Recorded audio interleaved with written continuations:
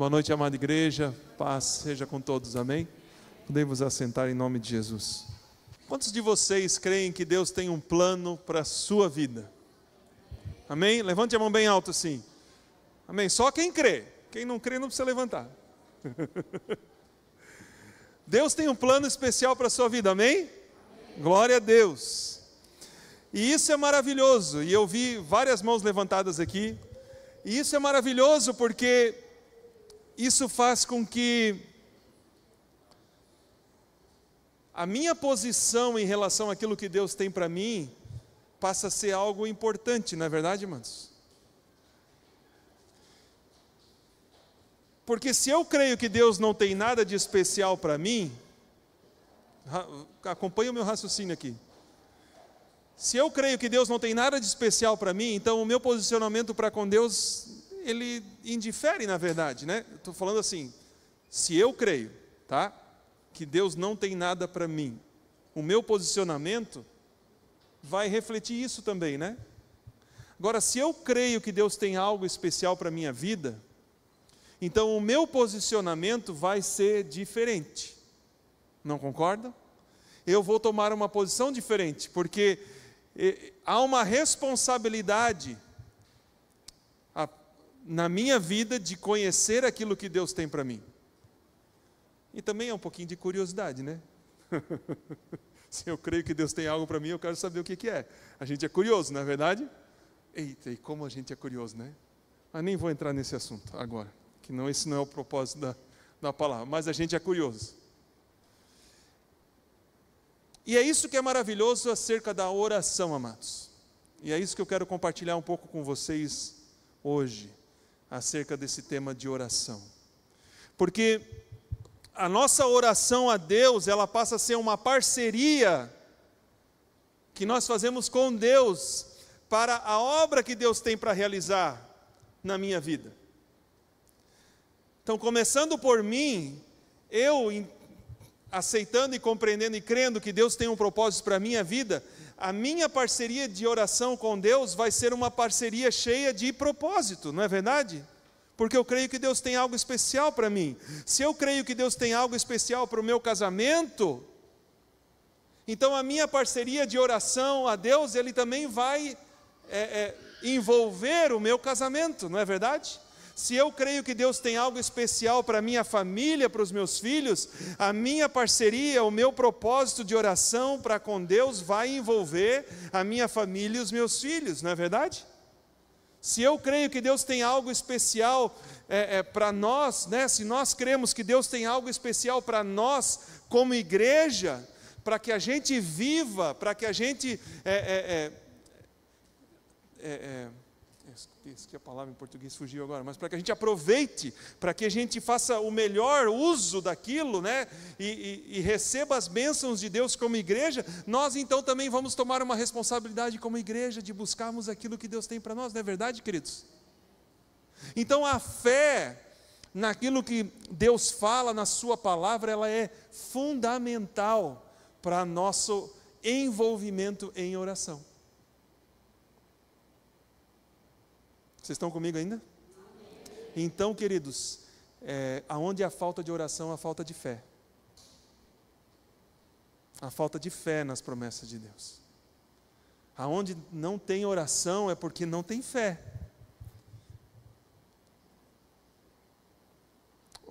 Ou a fé está abalada. Ou a nossa fé não é tão pura assim. Né? Ela não é tão...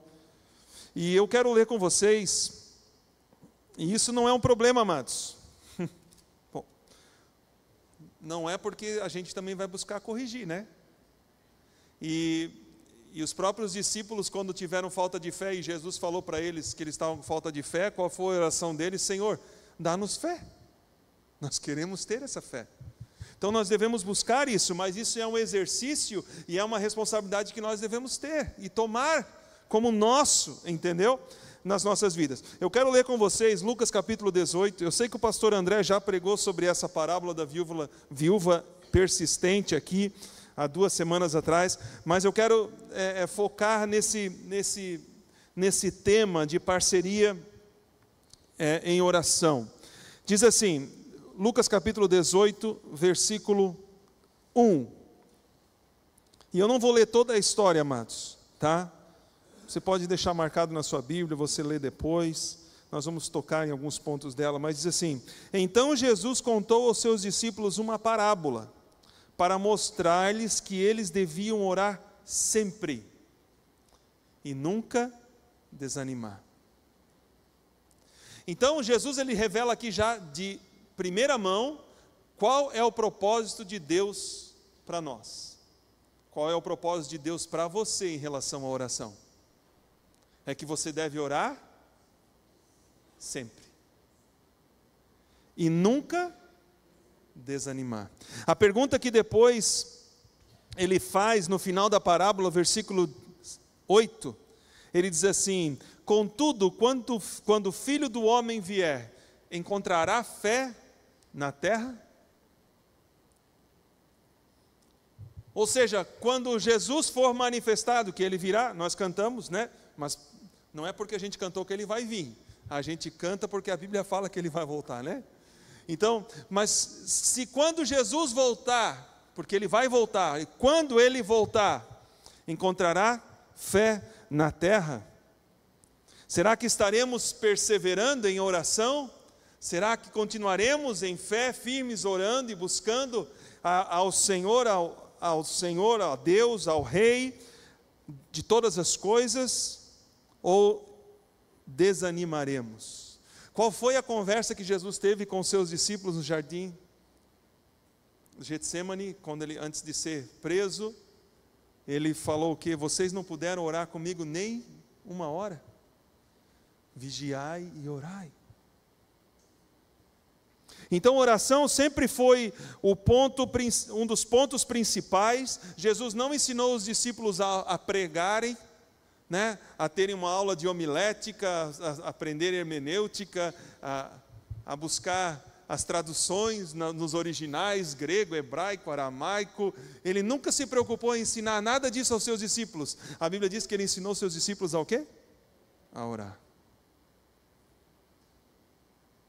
É incrível isso, né? Esse ministério de oração e a responsabilidade de oração. E não tem como a gente passar por isso sem nos atentarmos a isso. Não há um atalho, não há uma retinha aí que a gente possa, né, fechar a curva aí não, a gente precisa disso. Nós precisamos de oração. A nossa vida, ela precisa de oração sempre. Nós precisamos orar para que nós não caiamos em tentação. Se nós olharmos a oração do Pai Nosso ali em Mateus 6, né, você conhece talvez de coração aí, de cor, a oração do Pai Nosso. Atente para a oração do Pai Nosso. Quantas coisas nós precisamos ali estar orando, buscando ao Senhor. Há uma necessidade, né, de uma oração persistente. Aqui na história da viúva, Jesus conta a história de uma viúva que não era ouvida por um juiz. O juiz era um juiz iníquo.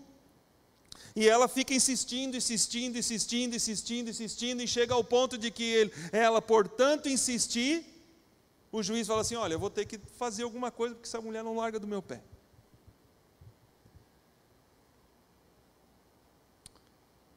E depois Deus, ele revela o coração dele, o caráter dele ali. No versículo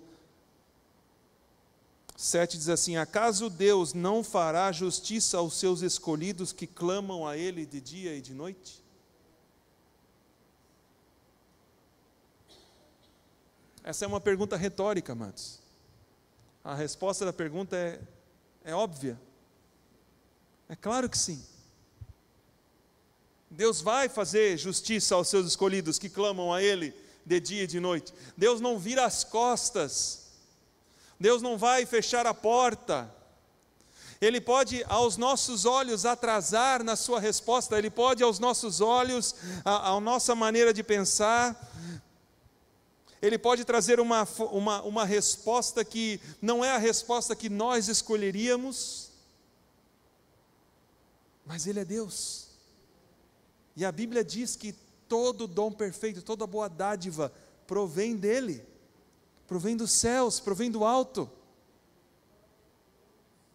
Esses tempos algumas semanas atrás, estava pensando sobre isso, amados, sobre aquele episódio, né? Nós ouvimos aqui com o pastor Marcelo Fraga, ele pregou aqui também no domingo, sobre o episódio de José, e como no final ele declara ali, né? José declara, aquilo que vocês intencionaram para o mal, Deus transformou em bem.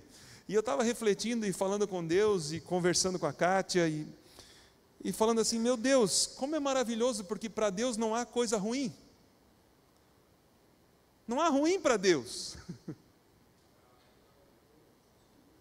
Não há ruim, não há, porque Deus ele transforma em coisas boas. Então, eu com o meu coração, eu jamais escolheria uma coisa aos meus olhos ruim. E nós evitamos isso. Eu não sou diferente de vocês, eu sou bem igualzinho. Nós somos assim, nós evitamos, né? Nós evitamos o caminho que tem mais tráfego, porque a gente quer chegar mais rápido, a gente evita um monte de coisa, a gente evita, né, pegar fila, a gente evita, porque aquilo que é ruim aos nossos olhos a gente não quer. Quantas coisas nós evitaríamos, mas para Deus não há ruim, gente. E isso é maravilhoso, porque até aquilo que é ruim aos nossos olhos, e certamente aquilo que aconteceu com José foi ruim. Eu não gostaria de estar na pele dele. Mas todos nós passamos por aflições. Mas Deus, ele transforma as coisas ruins em coisas boas. Então há um exemplo de oração persistente na palavra de Deus. E nós devemos entender isso. E nós devemos tomar a nossa posição em relação a esse tipo de oração persistente. Eu quero que você vá comigo lá em Atos capítulo 12. Que também foi uma palavra que a pastora Neide pregou aqui não muito tempo atrás também. Só estou emprestando a palavra dos outros, Senhor. Estou brincando, irmãos, estou emprestando não, mas é bom a gente prestar atenção no que as pessoas pregam, né? Que a gente é alimentado e Deus fala com a gente também. Amém?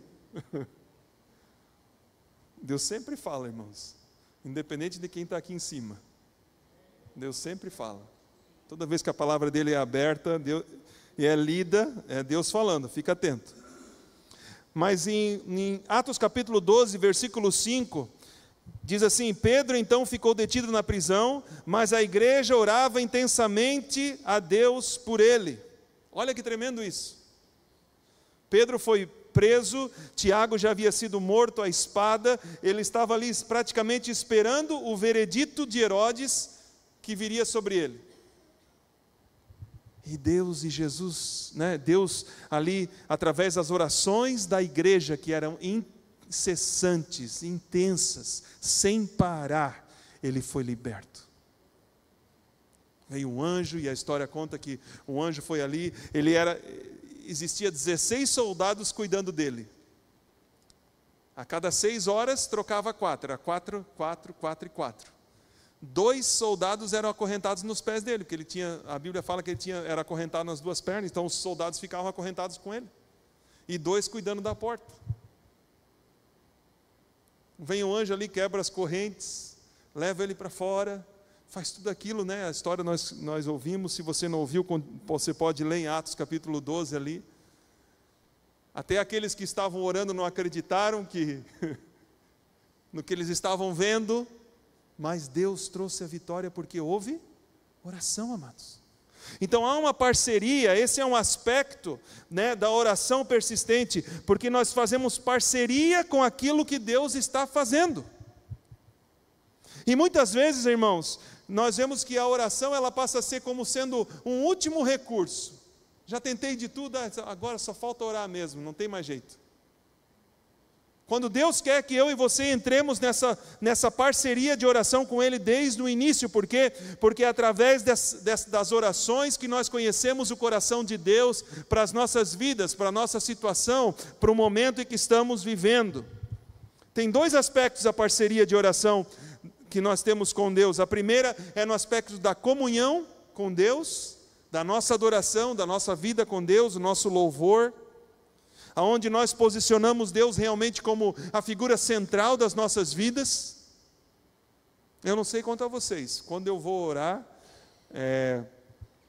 Se tem alguma coisa que não está bem no meu coração, já vem direto, né? Oh, Senhor, é verdade. Me perdoa, Senhor. Não que eu me sinta culpado, mas é o Espírito Santo. E a gente sabe, irmãos, quando a gente, faz alguma coisa ou fala alguma coisa, não tratou a mulher direito, não tratou os filhos direito, falou uma palavra meio torta, meio enviesada, e pronto, vai orar, parece que é a primeira coisa que vem já, Senhor, perdoa. Aí Deus fala assim, mas não é só pedir perdão para mim, não. Vai lá e se conserta, homem. Cria vergonha na cara. Mas é assim, porque há essa centralidade, ou Jesus é o centro da nossa vida, ou não é, Então, esse é um aspecto da parceria que nós temos com Deus.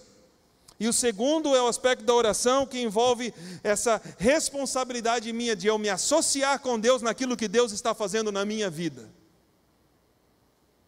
Senhor, eu não sou um acidente, Senhor, eu não quero que as coisas que Tu tem para mim aconteçam se for da Tua vontade ou não, eu desejo a Tua vontade para mim, eu quero a Tua vontade para mim, Senhor, eu quero a Tua vontade para minha família, e eu quero, Senhor, e eu vou ser ativo nessa parceria, não para enfiar o pé pelas mãos, mas para esperar no Senhor e conhecer a vontade dEle e fazer a vontade dEle.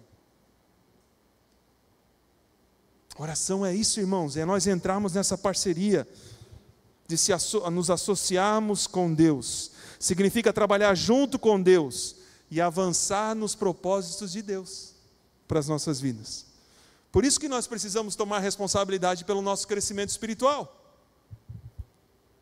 Você e eu precisamos tomar responsabilidade pelo nosso crescimento espiritual.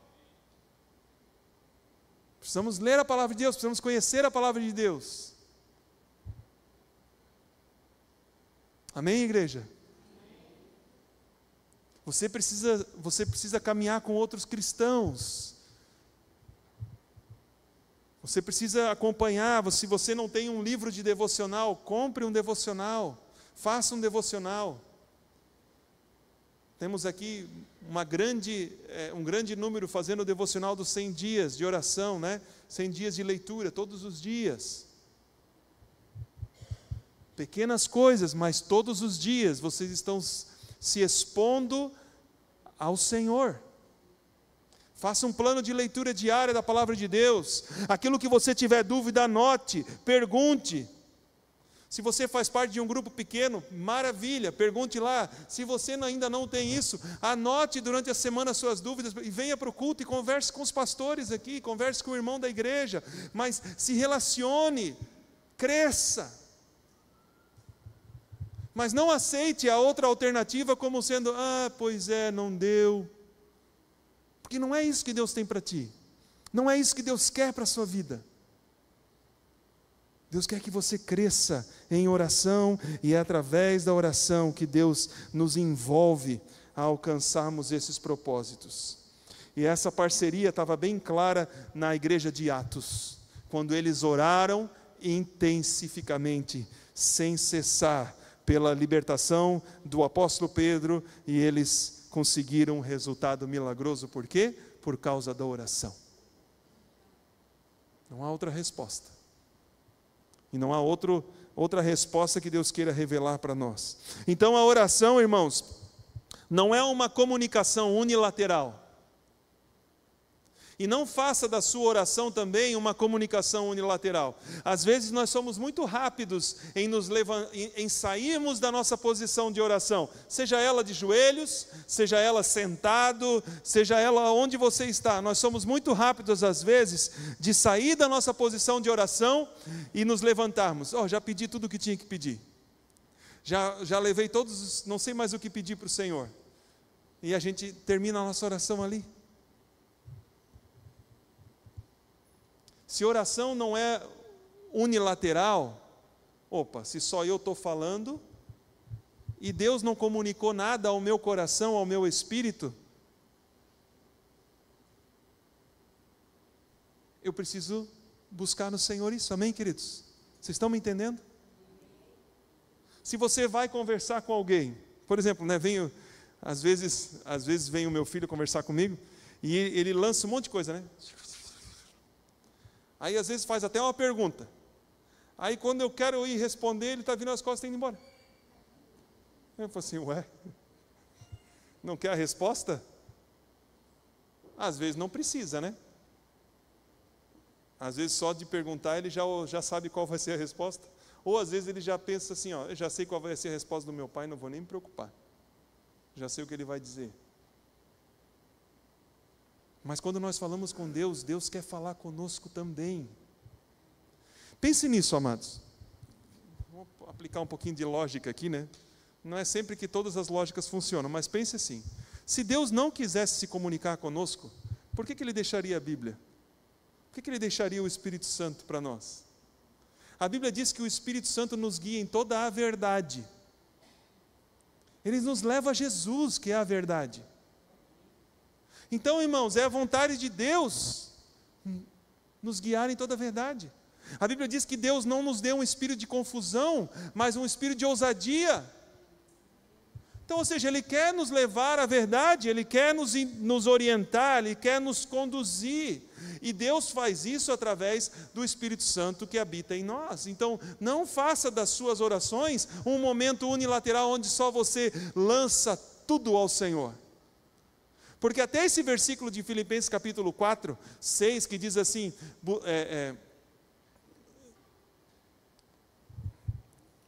façam conhecidas, né? Deixa eu ler aqui que é melhor, porque diz assim, ó, não andem ansiosos por coisa alguma, mas em tudo pela oração e súplicas e com ação de graças apresentem seus pedidos a Deus. Então combata a sua ansiedade com o quê? Com a oração. Todos os pontos que você tem ansiedade e preocupação, transforme esses pontos em pontos de oração. E olha o que o versículo 7 diz: e a paz de Deus, que excede todo o entendimento, guardará o seu coração. Então, ou seja, há uma contrapartida aqui na oração, há um mover de Deus, há um trabalhar de Deus na nossa vida.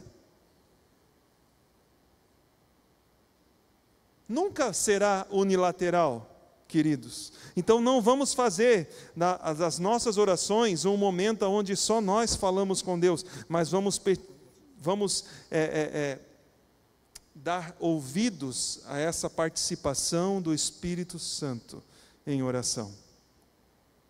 Esses dias eu conversava com o meu tio, eu fui visitar o meu tio no hospital, e ele estava perguntando um pouco sobre a Trindade, essas coisas assim, então estava meio interessado assim em saber essas coisas, né? Até quando eu fui ver ele, tem um choque assim, porque era o irmão gêmeo do meu pai, né? Mas aí eu conversando com ele sobre a Trindade, eu falei assim, ó tio, que ele queria saber o que era o Espírito Santo e Jesus e Deus e como é que esses três trabalhavam, né? Aí eu falei assim, olha tio, de uma forma bem simples assim, ó, eu vou explicar o que eu penso assim, né, para o tio, o que a Bíblia nos ensina. A Bíblia diz que o Espírito Santo nos leva a toda a verdade, né? Jesus falou assim, ó, eu vou deixar para vocês o Espírito Santo, e Ele vos conduzirá em toda a verdade. Então, o Espírito Santo nos leva a quem? A Jesus. Esse é o papel do Espírito Santo, nos levar a Cristo, exaltar o Cristo. O que Ele faz? Ele faz lembrar tudo aquilo que Jesus ensinou, né? E Ele vos fará lembrar tudo aquilo que eu vos tenho ensinado também. Então o Espírito Santo nos leva a Jesus. Jesus é o nosso mediador pelo qual nós vamos aonde? Pelo qual nós somos aceitos na presença de Deus, o Pai. Então na oração, é o Espírito Santo que nos conduz na oração também. Então até naquilo que nós falamos a Deus, Deus está interessado em conduzir você. Olha que tremendo isso. Olha que tremendo isso. Quando nós tínhamos a reunião de oração, na igreja onde nós estávamos em missão, nós tínhamos um momento de silêncio. E um momento aberto, onde as pessoas podiam orar. Era uma oração, era um momento de intercessão. E era tão bonito porque as pessoas tinham liberdade para ouvir o Espírito e falar daquilo que o Espírito estava falando. As pessoas tinham liberdade de orar aquilo que o Espírito estava direcionando a orar. E quantas vezes, amados, nós temos uma porção de pedidos e nós somos direcionados pelas nossas necessidades, amém?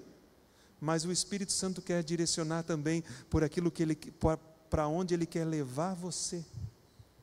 E eu falo isso por quê? Porque às vezes nós somos rápidos também em nos posicionarmos para orar aqui na igreja, passa 5 minutos, 10 minutos, parece que a gente já fica meio incomodado. Queremos nos levantar, queremos nos sentar, mas pense que esse momento não é só você falando, é um momento que Deus quer ministrar através do Espírito na sua vida, quer direcionar a sua oração. Quando você for orar por alguém da sua família, por algo seu, algo que você está precisando, a necessidade nos leva a muitas orações, amados, mas muitas vezes Deus quer mostrar aquilo que Ele quer que você ore. Há uma parceria, e é o Espírito Santo que empodera essa parceria de oração. Porque a Bíblia diz assim, lá em 1 João, acompanhe comigo lá, 1 João capítulo 5, versículos 14 e 15.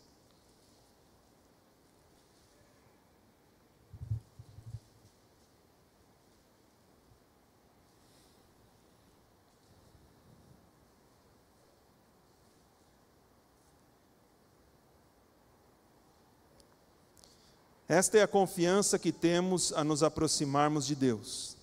Se pedirmos alguma coisa de acordo com a vontade de Deus, Ele nos ouvirá. E se sabemos que Ele nos ouve em tudo o que pedimos, sabemos que temos o que dele pedimos. Olha que coisa linda isso aqui. Se nós pedimos a vontade de Deus, Ele nos concederá. E nós podemos ter essa certeza de que Ele nos ouvirá e fará, e dará, concederá aquilo que estamos pedindo a Ele. Por quê? Porque é a vontade dEle. Olha que tremendo isso.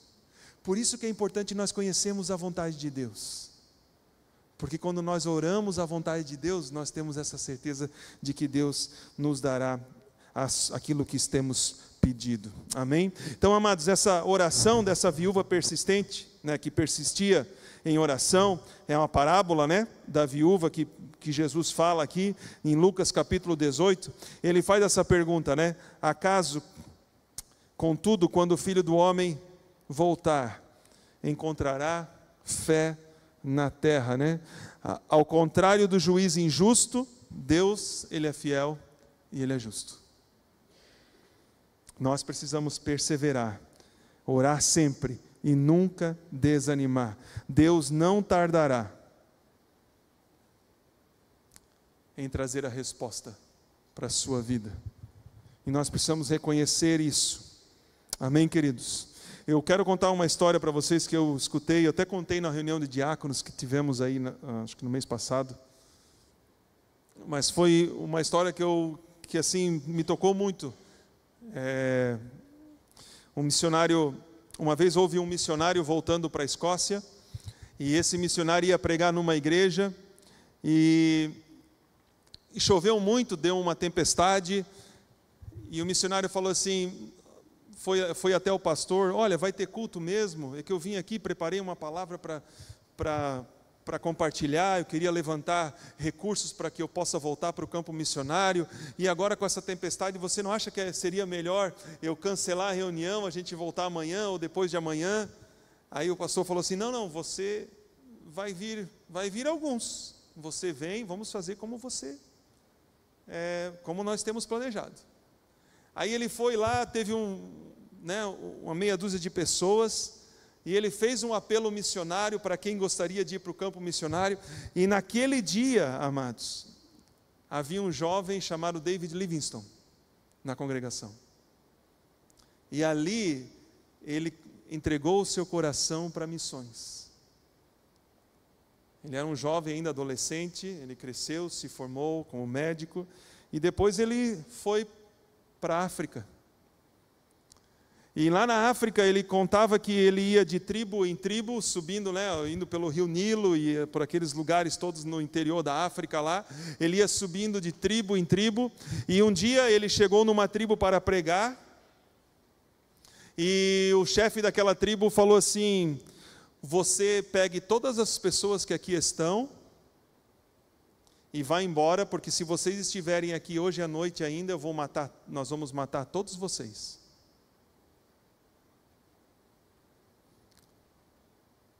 Ele voltou com a sua equipe, informou toda a sua equipe, né, do que iria acontecer se eles continuassem ali.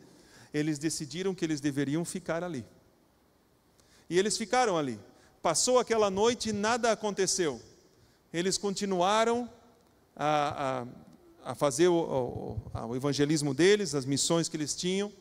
E depois de uns 2 anos, mais ou menos, ele voltou para a Escócia e ele começou a compartilhar numa igreja que havia lá. Mas antes dele voltar, nessa mesma tribo depois, né, nesse período de 2 anos, eles pregaram o evangelho, o chefe da tribo se converteu, e ele perguntou para esse chefe da tribo: olha, me conta, lembra daquela vez que eu estava aqui, e você falou que se eu ficasse aqui junto com a minha equipe, vocês iriam nos matar?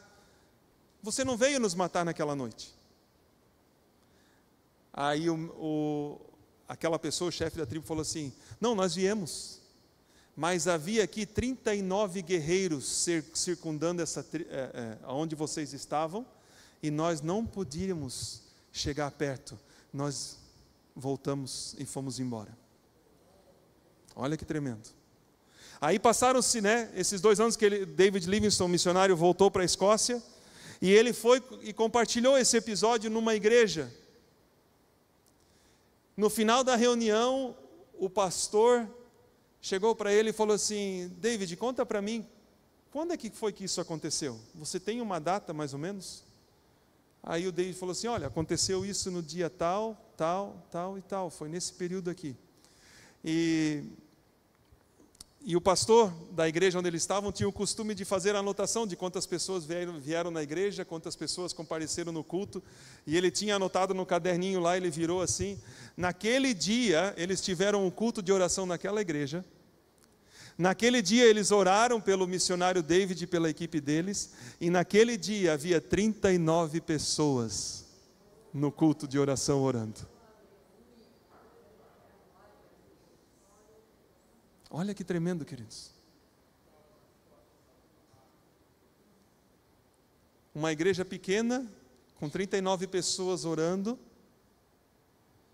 no outro lado, né, no outro hemisfério sul, Deus operando por causa da oração de uma igreja. Amados, isso é tremendo.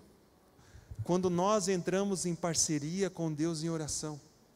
E se você se colocar à disposição de Deus para orar, para interceder pela sua família, pelos seus filhos, pelos seus negócios, mas sair de nós e começarmos a orar pelos nossos vizinhos, pelos nossos colegas de trabalho, se começarmos a orar pelos nossos parentes, se começarmos a ousar orar por missões, amados, pelos povos não alcançados, pelas línguas ainda, que a Bíblia não tem tradução da Bíblia, olha só como nós podemos ir longe e a nossa oração fazer a diferença, queridos, mesmo que eu e você nunca venhamos a saber, mas a nossa oração faz a diferença aqui nessa terra, porque Deus ordenou a oração para o seu povo, e é através da sua oração que Deus age.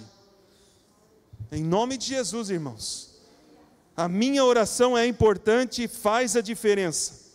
Por quê? Porque eu sou filho de Deus, e a sua oração faz a diferença.